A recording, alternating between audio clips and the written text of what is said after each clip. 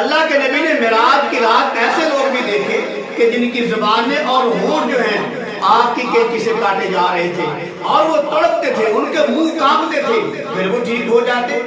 اور پھر جب وہ ٹھیک ہو جاتے پھر ان کے ہونٹوں کو اور ان کی زبانوں کو آگ کی کینچی سے کاٹا جا رہا تھا۔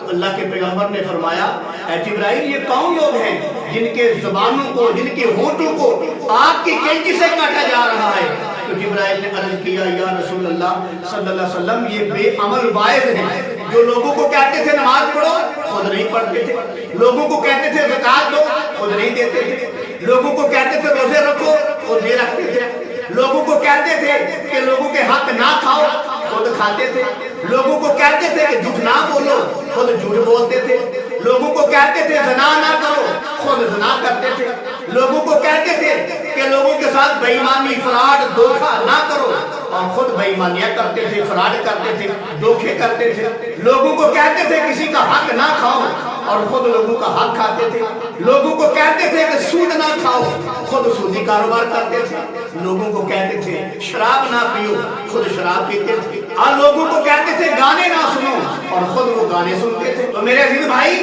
یہ وہ لوگ ہیں جن کی ساری کی ساری تبلیغ جو ہے لوگوں کے لیے ہوتی ہے، اپنے لیے نہیں ہوتی۔ لوگوں کو کہتے ہیں کہ نماز پڑھو، زکوٰۃ دو، حج کرو، عمرہ کرو، جھوٹ نہ بولو، فراڈ نہ کرو، دھوکہ نہ کرو، بے ایمانی نہ کرو، سود نہ کھاؤ، زنا نہ کرو، چوری نہ کرو، گانے نہ سنو، یہ لوگوں کو کہتے تھے۔ ان کی تبلیغ لوگوں کے لیے ہوا کرتی تھی اور یہی وہ لوگ ہیں کل قیامت کو جن کے بارے میں اللہ کے نبی نے معراج کی رات دیکھا کہ ان لوگوں کی زبانوں کو اور ان کے ہونٹوں کو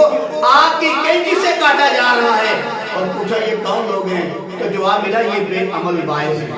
بے عمل مبلغ ہیں جو لوگوں کو دین کی دعوت دیتے تھے خود دین پہ نہیں چلتے تھے۔